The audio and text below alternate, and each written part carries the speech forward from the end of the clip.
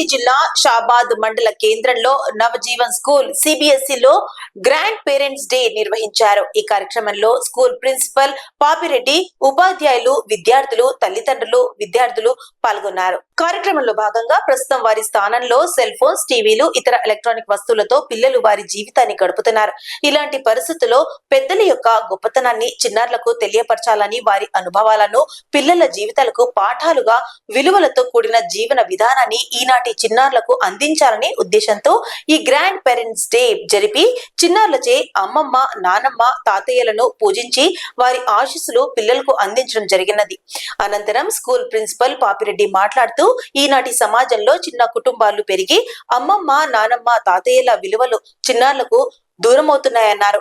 వారికి పెద్దల విలువలు తెలిపేందుకు ఈ కార్యక్రమంలో చేపట్టామని పాపిరెడ్డి అన్నారు. ప్రాజెక్ట్ వర్క్ ఇస్తే స్టూడెంట్స్ పిల్లలు ఇంటికాడికి వెళ్ళి ప్రాజెక్ట్ వర్క్ రాసుకుంటూ ఉన్నారు. మీరు మీ రూమ్ లో కానీ హాల్లో కూర్చొని రాసుకుంటూ ఉన్నారు. పేరెంట్స్ వాళ్ళకి సంబంధించిన ఫోన్ మాట్లాడుతూ ఫోన్లో చూస్తూ వాళ్ళు బిజీగా ఉన్నారు.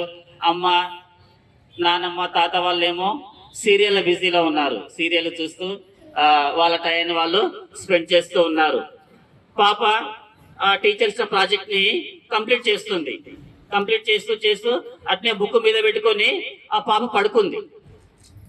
ప్రాజెక్ట్ వర్క్ కంప్లీట్ చేసి అలానే బుక్ మీద పెట్టుకొని పడుకుంది.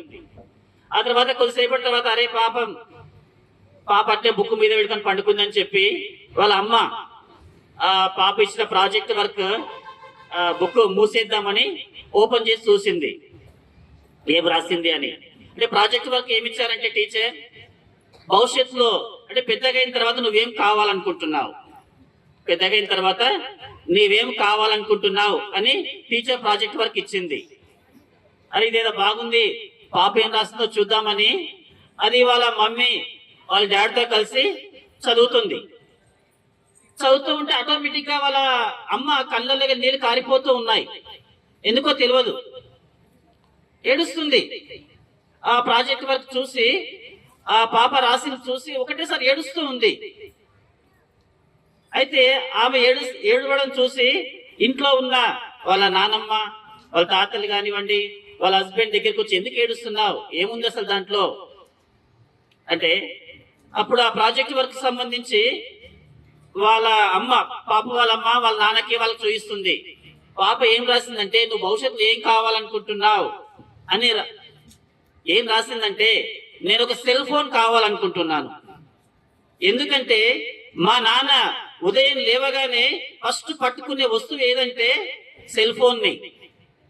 తనకు బాధ వచ్చినా సంతోషం వచ్చినా మా నాన్న మొట్టమొదట మాట్లాడింది దేంట్లో అంటే ఫోన్లో. నాకు ఇది వచ్చింది, నాకు ఫలానా వచ్చిందని చెప్పి మొట్టమొదట చెప్పేది ఫోన్లో.